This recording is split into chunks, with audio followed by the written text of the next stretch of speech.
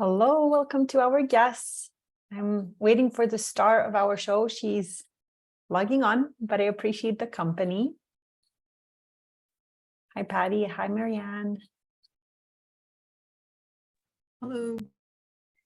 I just learned we are about to have a warm week, probably maybe one of the warmest of the season, and I think our AC and fan has failed.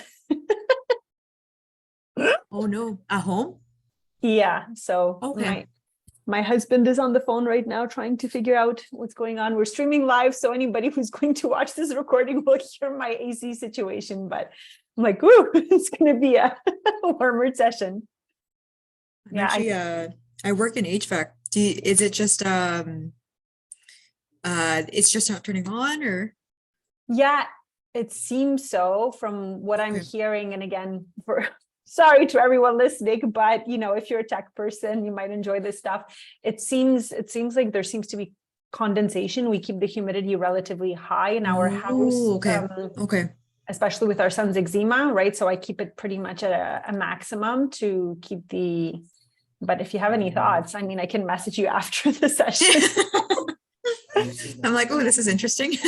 Yeah. It's like entering, and then we might have 30 degrees Celsius here this week. Oh yeah. Yeah, that's crazy. But Yeah. I'll take it as it comes. Or just and my husband's a teacher too, so he's got a few more days before school starts. I think hopefully we'll be able to get this figured out pretty quickly. Yeah. So I hope, let's see, I'll check my guest. I hope she's not having any issues. That's okay. We'll be talking with Shantelle today. So about her experience in the program and what she's learned. And I think we'll be bringing in some cultural elements as well. Both her and I come from backgrounds where we have a strong immigrant influence in our lives. There you go. That's her, I think. And so we'll be touching upon those cultural pieces too. Hi, Shantelle. Let me rename. I'll rename you and then we can get started. Perfect. Brilliant. All right. So thank you everyone for tuning in. A few of you a second ago heard that our AC and fan seems to have failed. So if you see me wiping my cheeks a little bit more, it's because of the warmth here suddenly that we're experiencing. So Shantelle, thank you for joining us, Patty and Marianne as well, and anybody watching the recording or on Facebook, welcome.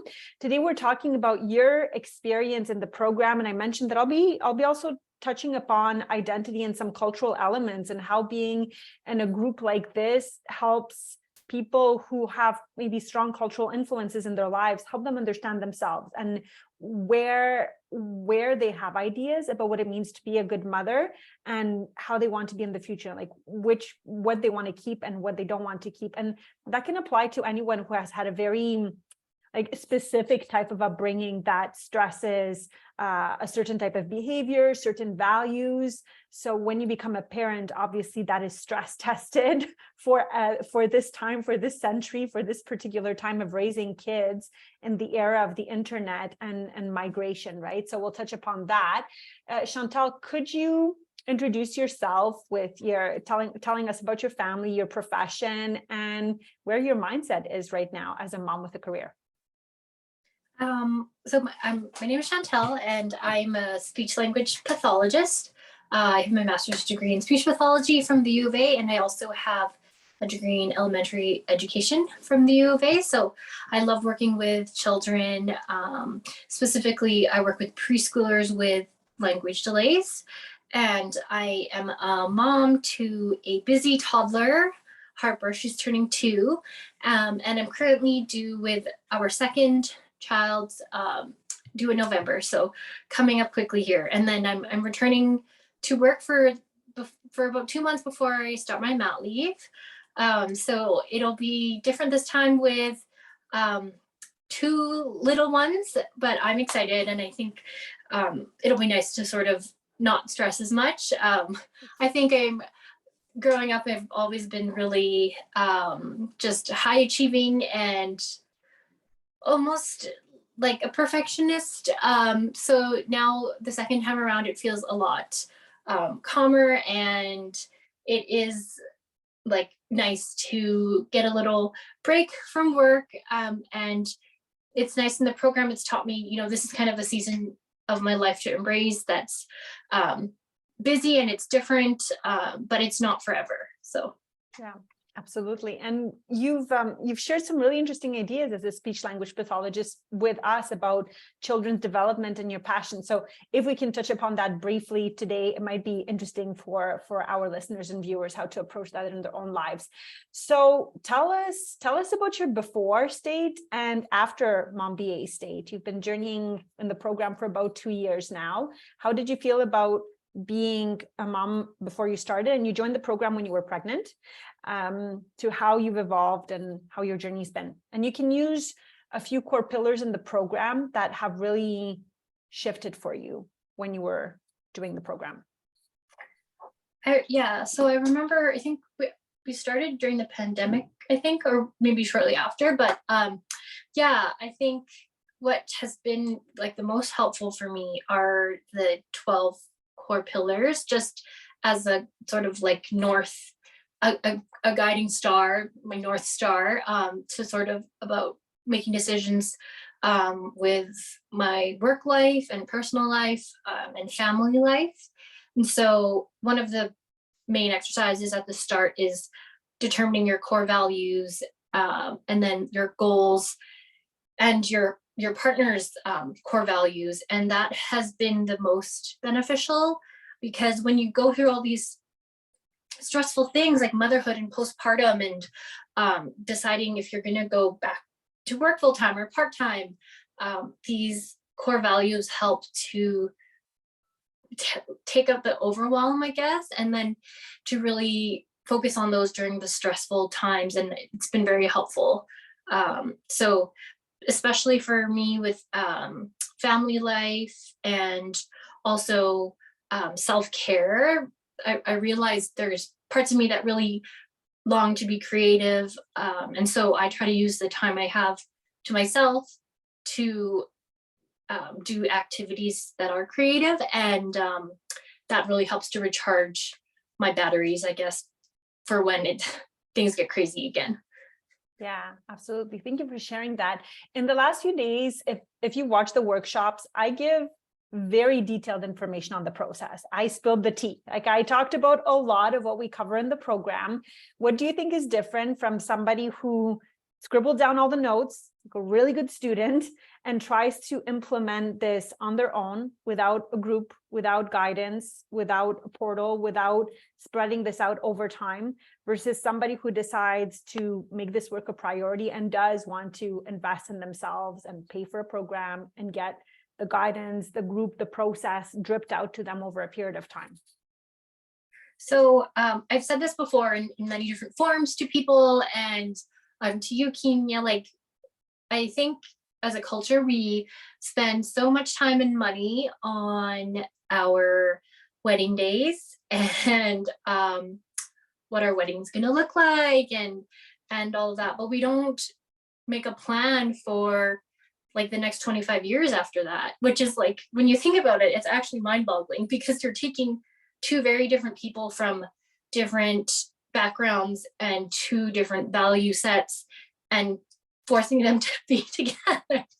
And so that the program has really helped like put those values into practice, I would say.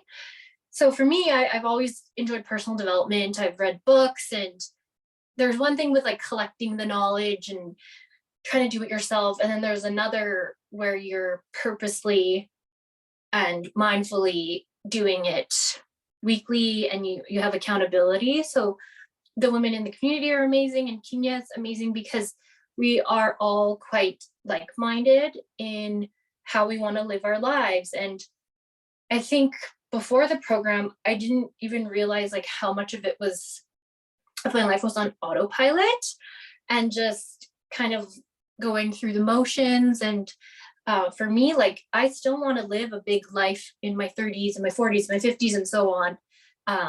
But what does that even mean anymore? Like, you know, your 20s are about fun and adventure, but you can still like have a big life with your family. And for me, our family motto is kind of like, we love adventure, big and small.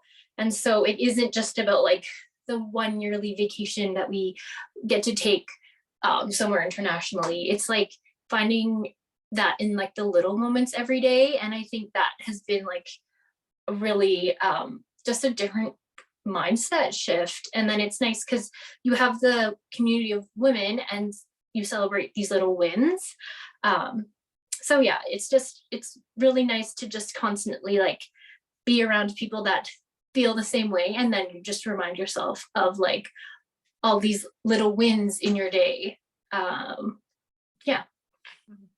You were the first to join this program when you were pregnant, which was such a huge win from a mindset perspective for me, right? Because a lot of people wait until later or when they have their kids are bigger, which is, it's better to start this work than to never do it, right? But I would love for women to start this work really early. I would love to see this part maybe as a university program one day, or I don't know how much freedom I would have to do this if I was doing this in an academic setting. It's nice to do it as an entrepreneur because you get to be very dynamic and not have anybody forcing a vision on you, but instead you can listen to people and kind of curate the program. But ideally, how early should this reflection begin for people? I definitely agree that it was because I was on the fence about starting it during pregnancy and mat leave, but it actually really makes sense because we're very lucky in Canada to have the programs that we do for maternity leave. And so you have time. It's not always easy, right? I remember like I'd be breastfeeding and at night, and one of the moms suggested like to get AirPods and just to listen in on some of the podcasts or the recordings. But I think it is such a healthy way to spend maternity leave because like you have this little being and it's like so raw postpartum, and it's so hard, and it's just nice to know like you're not alone, and that the other moms have been through this. And like so many of the moms are like, oh, I wish I did this earlier too. That's such a good idea doing it during mat leave. And so I found like, I think, yeah, it just really shifted my mindset about motherhood. And like I could always pick the brains of the other moms, like asking them about different things. And yeah, it's just really nice to be part of this community. And I feel like we're changing the world. And I totally agree. I feel like this MoMBA should be like a part of maternity leave, or like, that employers should,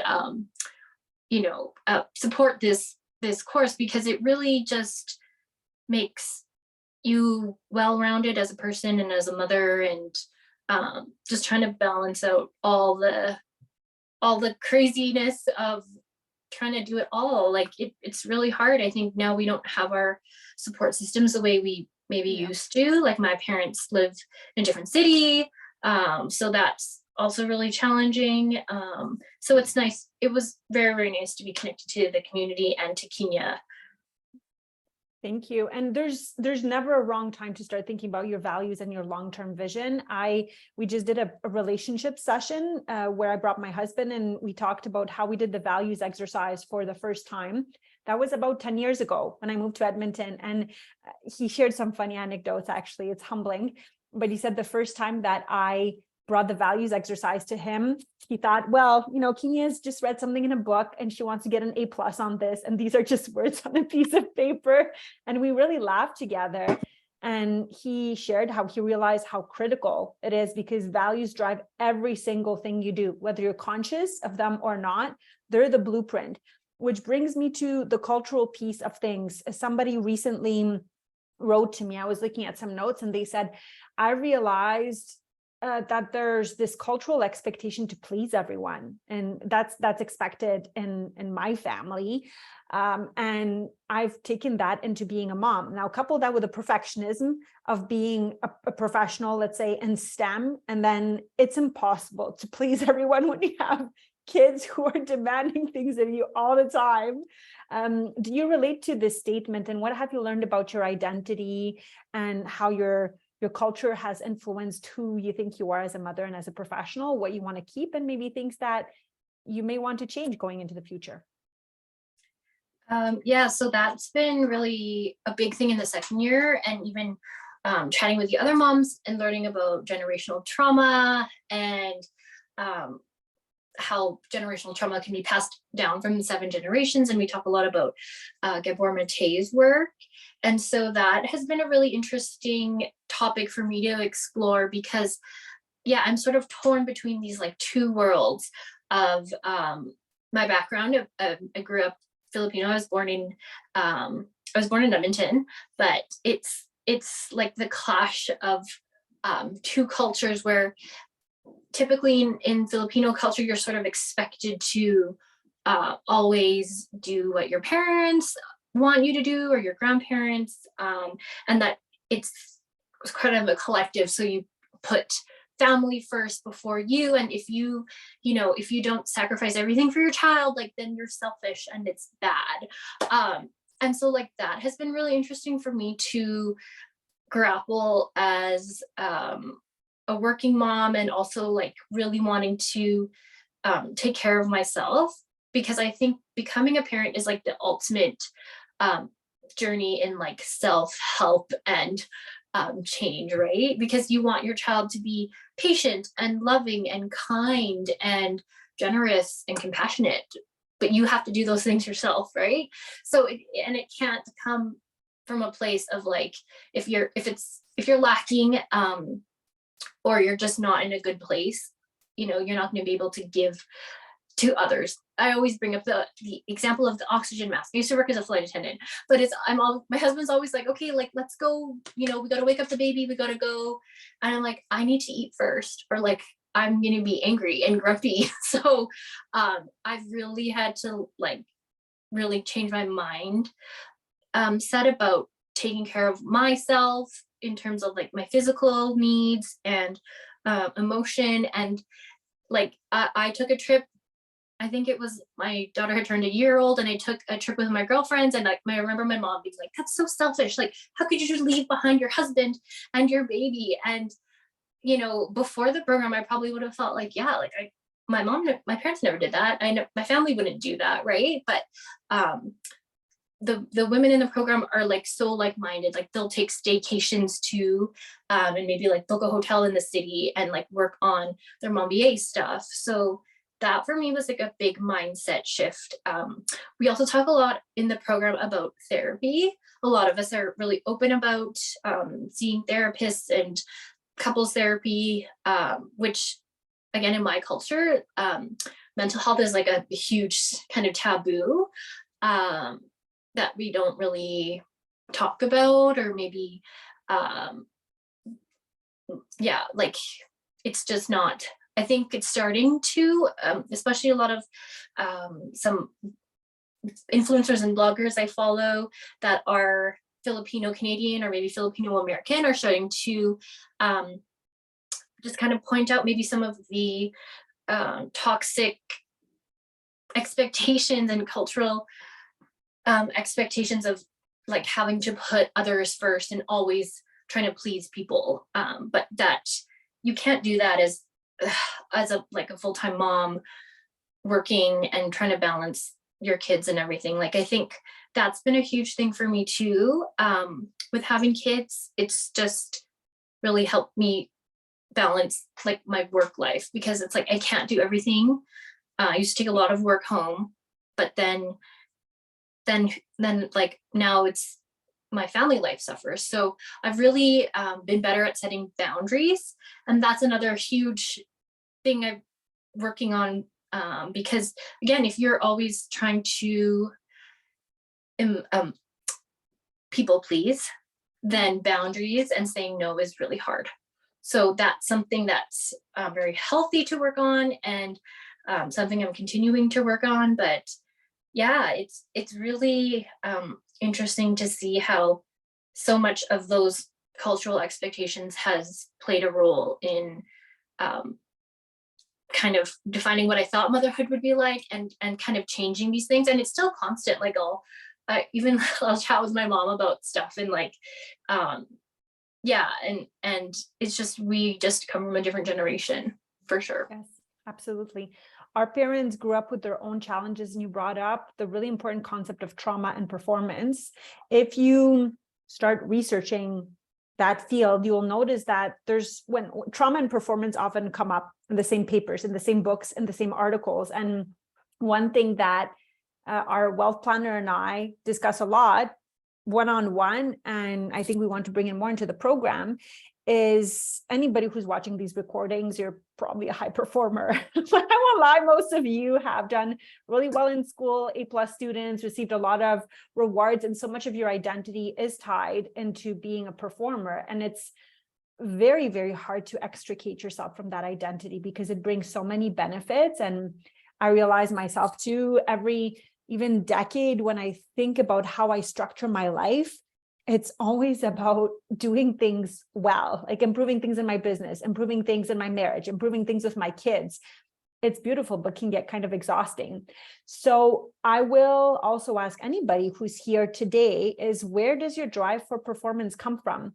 Is it as a reaction to trauma or fear?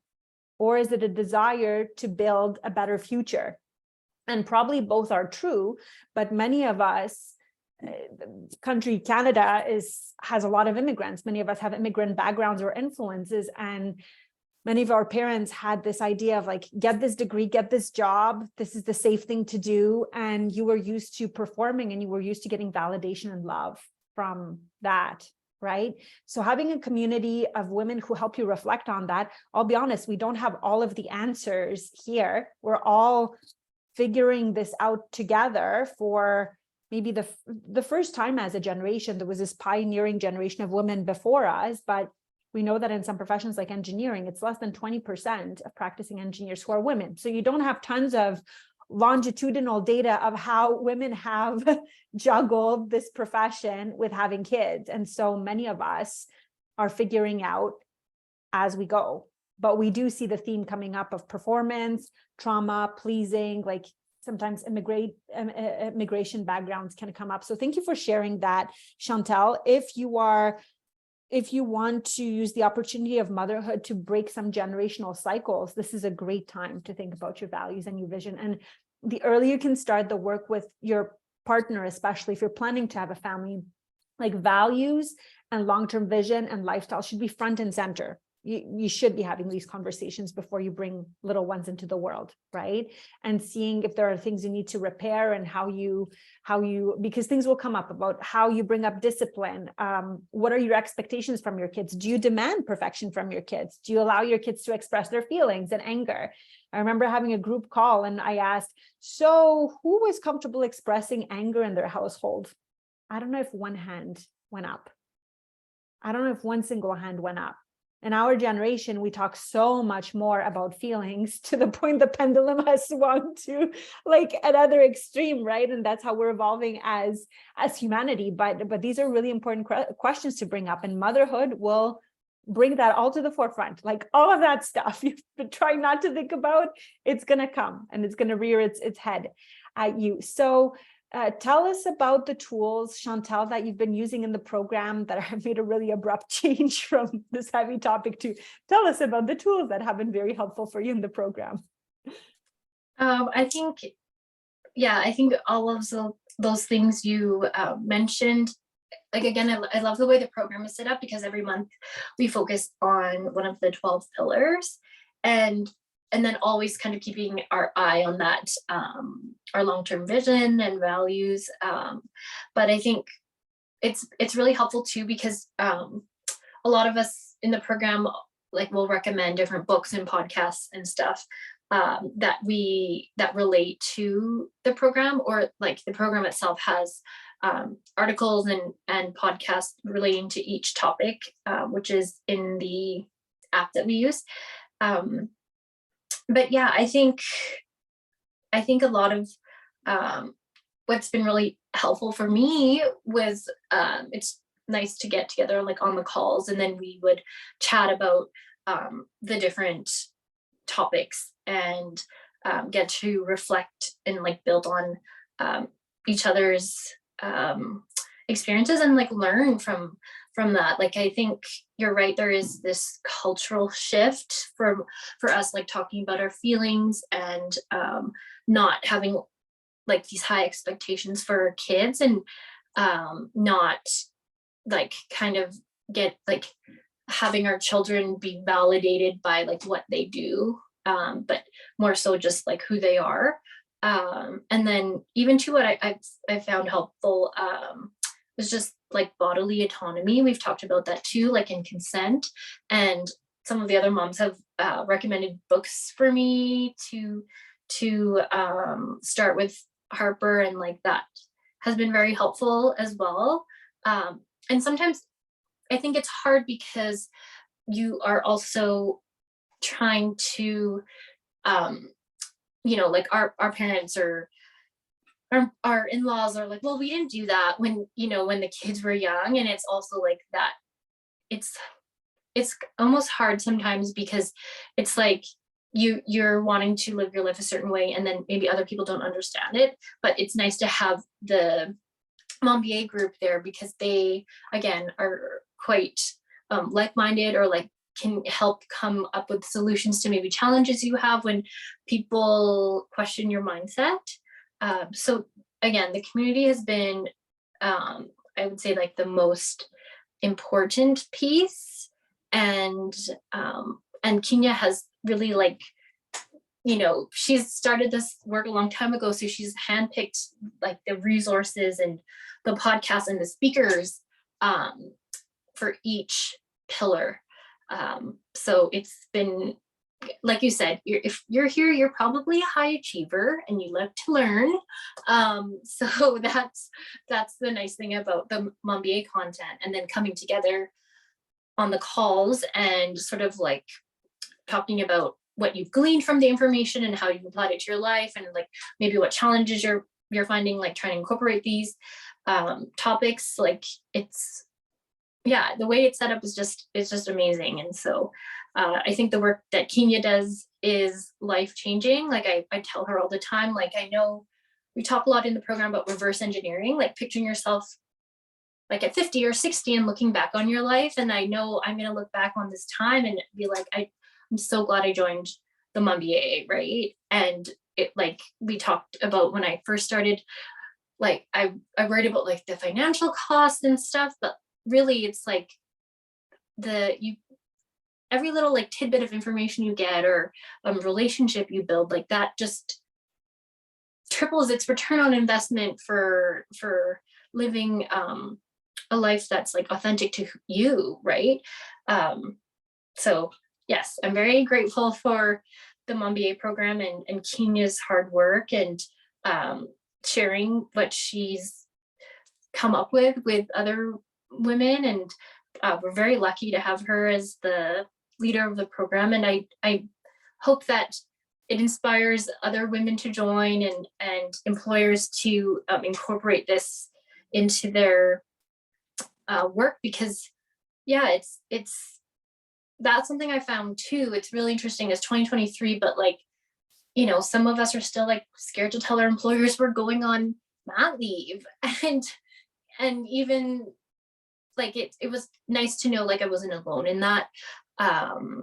But yeah, so the support too has been really great. Thank you for those kind words, Shantelle. I really appreciate it.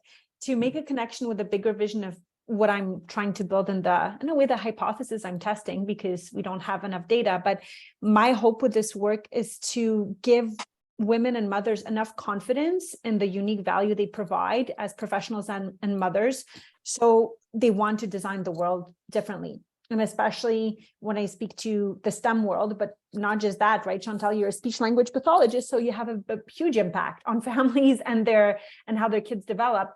But let's say if I'm going to talk about infrastructure, we spoke about this. So much is not designed for families to thrive. It's designed to help certain people get to work faster. When we're talking about even snow plowing schedules, the buildings, the infrastructure, the roads, the school schedule, it was not designed by us mothers. And so at the end of the day, when I think of my mission and the vision I have is what would happen if more mothers like really consciously put themselves to designing a world that would be more family friendly, more mother friendly, where we had more input. That's a pretty lofty goal, because I'm assuming that if mothers designed it, it would be better. But I mean, only history will really tell what kind of world we design. It's just, most of us are not even dreaming about it. We're thinking short term, like, okay, I'm having this baby and then what? And then there's maternity leave, and then there are my finances, and then I have to find childcare, and then I have to juggle having all of these kids. And before you know it, a decade has passed. And how have you laid the foundation of like really thinking about the big picture value bringing to this world? Right? You've studied really hard to get your degree and to be in this profession. I don't want you to just fit in. I don't want you to just keep your head above water. I want you to open your hearts to being the visionary so that your daughters and sons can enjoy the fruit of your talents, but like in a different way, right? Not a reactive one. I think you answered my question. If somebody had a hesitation, I'll share a case study. I had a conversation with somebody last week who is finishing their term in the program, and they were just saying that the wealth planner we partner with said, "Oh my gosh, we're going to get to your first million so fast." And the person said, I never imagined that would be possible. Like never, ever even had that vocabulary or conversation, because they looked at their assets, they restructured with assets that we never really talk about as mothers outside in the world, right? So when I say I want your return on investment to, I want to dream what it could be like 10x, I'm serious about that. We've partnered with people to help you think about your money, your wealth, your legacy in a completely different way. And if somebody brings me another place that has these types of conversations with these types of results, let me know, because I want to know what's going on in the market. But I don't know of another place that truly helps moms think in the millions and the multi-millions in this season of your life. Most of us like, can I afford things because I'm going on EI, and do I have enough money to go for a pedicure? Can I afford a vacation and my maternity leave? But that is just such limited thinking. We can think so much bigger. And if we get more used to talking about having resources and managing resources as moms, that is a step to shifting the balance of design and power. How can we design the world differently for our children and ourselves if we don't feel comfortable managing larger resources or dreaming about bigger resources, right? Some of you have managed multi-million, multi-billion projects at work. Why not think about that in your personal life and your sphere of influence and the legacy you want to live? So I know that might seem big and abstract if you're growing a little baby or you're thinking of having a baby, but I want you to think expansively. Don't think that because you're going to have a baby, you're not allowed to live your values in this world. I think it's even more important for us to know which values we want to live, when, and what kind of impact we want to have. And don't worry, it doesn't have to be about multi-billion infrastructure too. Some of us want to focus more exclusively on the home sphere for some time, and that's fine too. I want to talk with you about, well, what does that look like for your path in your career? The answers are in your heart, and we'll prompt the questions to get there. So Shantelle, is there anything? I'm looking at you talked about the tools and the hesitations, and if you had any fears or hesitation, you were pretty fearless in joining the program. Yeah, I remember getting a message from you. It was one of the first, like, oh, I heard of this program and my mother-in-law really knows you and vouches for you. Like, when can I start? And we had a quick chat and you enrolled. You didn't seem to have any huge qualms. And it's a good investment of a few $1,000s, but I know that it's very also reasonable compared to what's on the market for this level of support. So how did you walk yourself through the process of, I'm going to spend this money on this program with this woman I kind of know, but I think, I think one of the questions you asked me was sort of, because I think for me, it was you talk about, you touched on it, like that kind of like really close thinking about like finances. So it was like the finances and the time, and then you're like, well, what are the costs of you not doing the program? And like, you in 20 years, if you don't have this mindset shift and like become the CEO of your life. And so I think that really kind of like clicked for me, because again, I really just like want to thrive and flourish like for the rest of my life. I don't want to just go be on autopilot. And so many of the other moms say that too, right? and it's funny, I wanted to bring this up earlier, I forgot to talk about it, but that thinking with like wealth mindset and legacy, it's money month with Asha is awesome. She's our financial guru. But I remember like in the first year, it was like, you know, write down how much you want in your bank account and your these like sources of income. And I totally believe in like positive thinking and manifesting and whatever. And it's really crazy like how far we, like me and my husband, have come since we started the program, and just like the different like, and you know, when we first were married, we kind of were thinking just linear, like, okay, we're both going to work in our careers and we're going to retire by this age. But the times are different, and the world is kind of crazy. And so we've dabbled in different things with like real estate and all of this. I remember writing it in Money Month in the first year, and I was like, there's just no way. There's no way. And I remember like drawing a picture and like a vision of like the house we wanted to live in. And it's funny because it had come true, and Morgan was just, my husband's laughing, like, you write things down and they come true. But I just think when you surround yourself around people that think the same and that support you and celebrate those wins, it definitely makes a huge difference. And so we're not just like living small and like thinking like, yeah, can I afford this cleaner? Which again, we talk a lot about in the program, like outsourcing, because time, energy, and money, those are all limited, right? And growing up with my background, which understandably my parents came from like a very poor country and had to like start over again when they moved here, right? So that's also been a shift in my thinking. It's like outsourcing things that maybe I don't want to do, and I'd rather spend time with my family. And so we talk a lot about that in the program with the other moms, like outsourcing housework and outsourcing like meal prep, right? Like getting like a meal prep delivered. And so for my parents, like it still boggles their mind, because they're like, why would you pay somebody else to clean your house? Like, why can't you just clean your house yourself? But it's like, yeah, do I value that money, or do I value that time spent with my family and like reduction in stress? And so it's really, yeah, like I just never really thought, I never pictured my life like that. But now we have outsourced what we can outsource, and what like we'd rather spend our time having our small or big adventures as a family. And so that's been a huge shift in my thinking, which, yeah, like if you told me that when I started the program, I'd be like, no way, like I've just cleaned the house myself, like you got to save that money. But you know, we learn in the program, it's like if you can outsource that, like if it's less than, you know, what your hourly wage is, kind of thing, then like it is worth it. And it's like, what does your family value? Do you value quality time spent together when the time you have together is so limited because both parents are working? So yeah, and you talk a lot about like being the CEO of your life, which it's like, it is crazy. Like we learn how to manage like these big systems, and but we never think about like our daily lives. It's like, it is crazy when you step back and you're like, oh, okay, like I don't actually like have a plan for like long term about what I want. And so I know in the second year too, we've talked a lot about death and end of life, and it's like reading these articles about people at the end of their life and like looking back and like what they regret, right?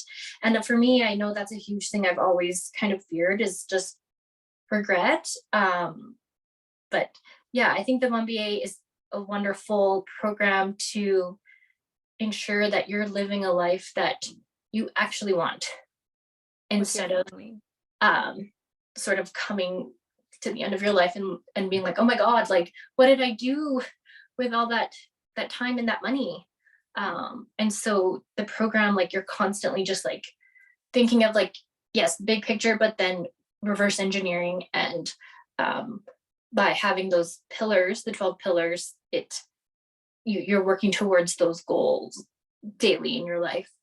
Yeah, thank you. And I've noticed myself that when I have everything documented in my life process manual, which of course evolves and changes, nothing is set in stone, life is dynamic, kids are dynamic, but it gives me generally more peace to be present because I don't have all the time these thoughts churning about the future and the uncertainties. I have the probabilities laid out.